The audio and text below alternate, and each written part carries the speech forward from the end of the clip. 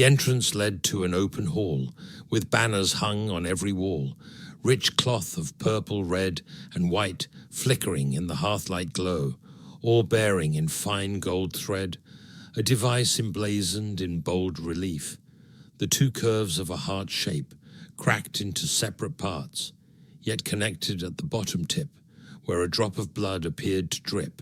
a tear of gold forever falling, yet ever still in the threaded drawing. As he stared, suddenly he felt a tear upon his own cheek appear, breaking through a neutral pose before he could fully compose his thought. Turning to the fireplace in earnest, he wiped his tear, pace quickening, clutching frozen hands as the hearth's white cold brands seemed to warp the air, a molten flame of doubtful source he could not name.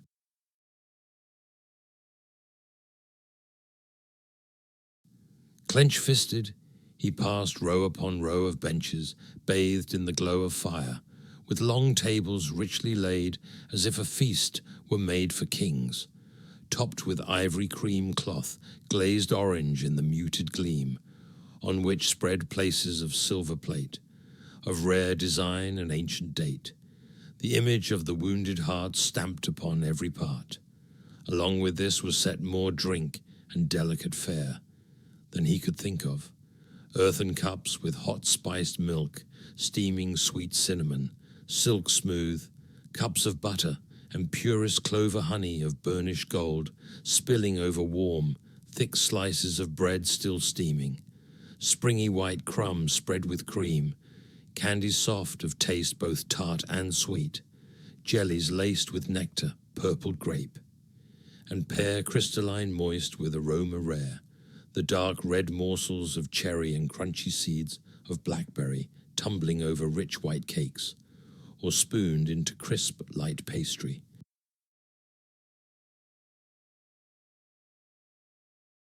Despite the banquet spread before him, he continued straight ahead, unswerving, to warm hands scarred through countless lands. However, there, kneeling upon the stone, he noted feeling no warmth at all, only the pale firelight burning like the weak twilight of cold mornings,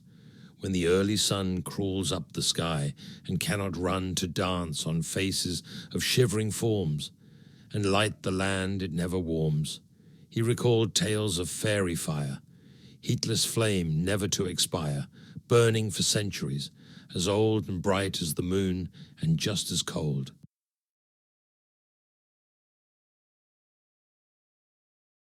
Bringing his hand toward the flame, to sensations strange to name, he shivered, but with a pleasant tingling over his skin, like soft nettles stinging, fastened to every pore, filling him with images he traced with willing distraction, sensing the force that fairy art drew from mortal life, how airy desire in the unquiet mind, once with fairy glamour combined, grew to such force that it never faded, but seemed to live forever, where unfulfilled dreams consumed themselves in gleams, unending. His hand, thus in frozen light, in sensuous waves the delight of kisses soft came to him, damp under lips trembling. Grasping hands, hips arching, mouths swirled in wordless love, clutching from behind and above. Faces hunger, and the heat of eyes, the curve of breast and slow thighs urgent stretching, the swell of wild cries muffled in jaws' mild suckling, press of tongue and hair mingling pleasure into despair, graveyards of nameless desire burning in unquenchable fire, his fingers numb, turning between repulsion and painful yearning. He wrenched his hand from the flame, the images gone as quick as they came.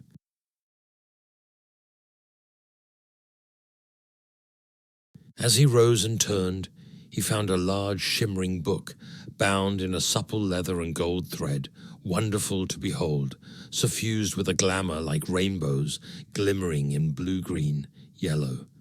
and rose tinctures that hovered over and swirled into clear, white beams curled along its blank face, with no sign on its dark cover or spine. Gazing with admiration, while still wary of the potential guile, within its obvious power, or anywhere else inside the tower walls. He brushed its silver clasp that, in his uncertain grasp, prickled skin with fairy light rising to the touch, swelling bright across the open hand, which glowed a ruddy pink as pale shafts showed through the cracks of fingers closed, cleaving like water through the enclosed hand. Unbuckling the clasp, he lay the book open, which continued to stay under the dappled swirl of light, coiling into luminous white bursts. Its runes he did not read, for he feared the vaguely legible markings that once peered into might hold such power to seduce, that he wondered what oaths might loose their hold upon a weakened heart, or sworn oath break apart to imperil the fate of his trial with false doubt or true-seeming guile.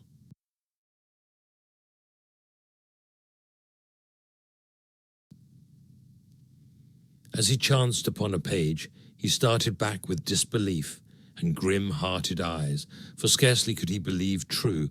what the ancient pen drew so long ago, wondering what eye or heart could so brush by the veil of ages to show the fate of men, as if it had long since been completed. He chanced upon the thought that the elusive prize he sought was long since found in a prophet's hand of foreign tongue and faraway land, mocking the toil of his old quest with images of the present foretold in faded pictures, and the pages writing like echoes of forgotten ages, and all for which had been fought and lost, years and blood of unknown cost, uncountable deeds after and before the lives of Arthur, Gawain, Pellinore, and kingdoms from the fall of Rome laid forth throughout the tome, not like the traces of recollection or history, but like fiction dreamt in prophecy, instead in visions out of the long-dead past.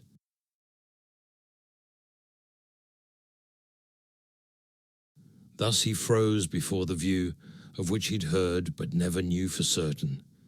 of the dolorous stroke that smote the earth and broke its core. As fingers brushed the cold parchment, they flinched against its old image, hard to the touch, as stone-high, vaulted, that framed the page's scene, like a sky of darkening, washed black with a shade of blue, where flecks of white played and glimmered like starry beams, piercing the shadow, with gleams from afar. Beneath this ceiling hung yards of black velvet, strung in braided threads of gold embellishment, each pleat and fold caught in endless knots, where a single line twisted and coiled with grace so fine that no eye could trace each bend and subtle curve from start to end. Beneath this image of the night sky lay a table covered in a white cloth of loose, spare threads, simple and worn, yellowed from age, with places torn that draped a glowing light concealed underneath, after years still unrevealed,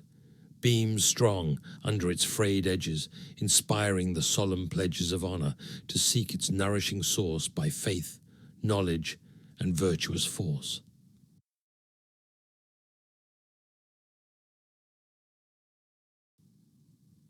Close to the table that kept the grail faced two forms in heavy mail,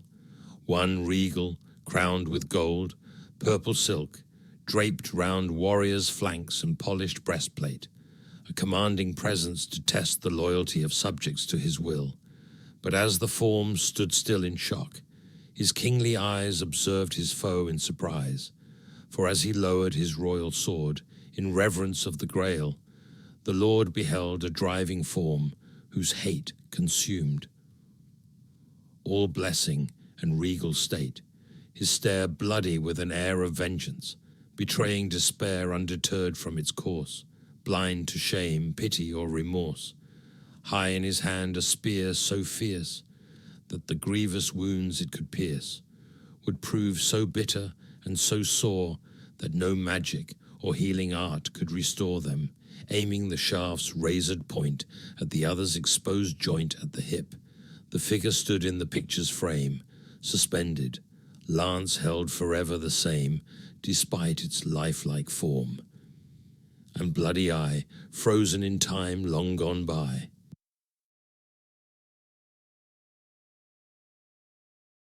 Behind the image of that deed on the next page, the scent of mead wine drifted, as if from a covered pot simmering over burning hot coals. As he hovered over the book, the page's sweet fragrance took away his senses. Eyes shut, breathing deep, muted sighs, he savored the spiced, warm scent of fruit blossom and the ease that went through him, aromas that began to make his mouth water and stomach ache, his lips inching forward to meet the rich, warm, sweet flavors. But as he reached out to taste the fragrant sheet that faced him, he found its true flavor as bland and arid as dust or grains of sand.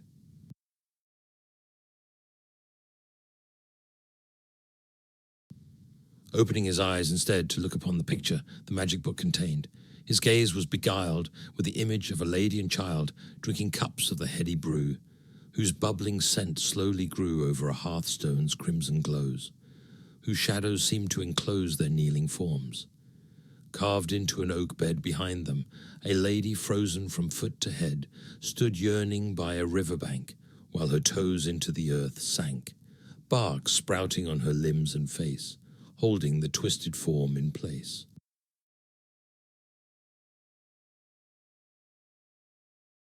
Turning to another sheet, he felt a still greater heat,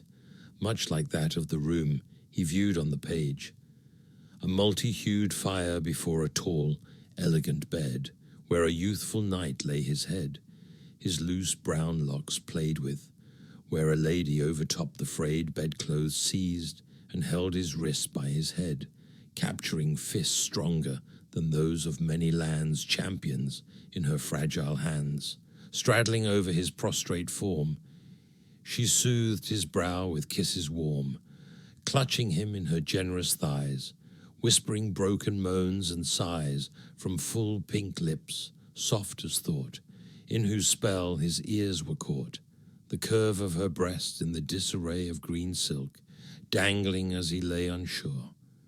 Without a direct glance at the noble lady's bold advance, muscles tense under his sleeping gown. As it stretched from his chest, clinging down arched flanks twisted aside, torn between lust and knightly pride.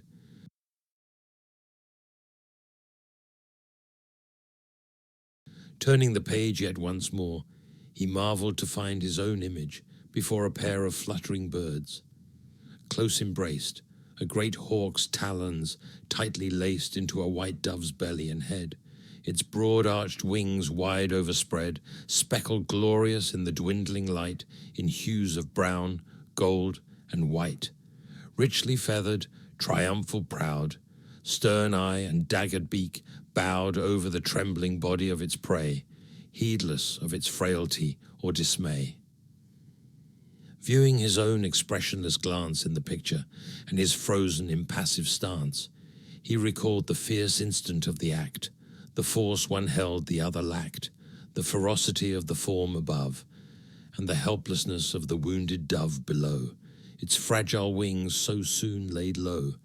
as the hot gore's trickled flow released its pain with bloody stain on cold and barren snow.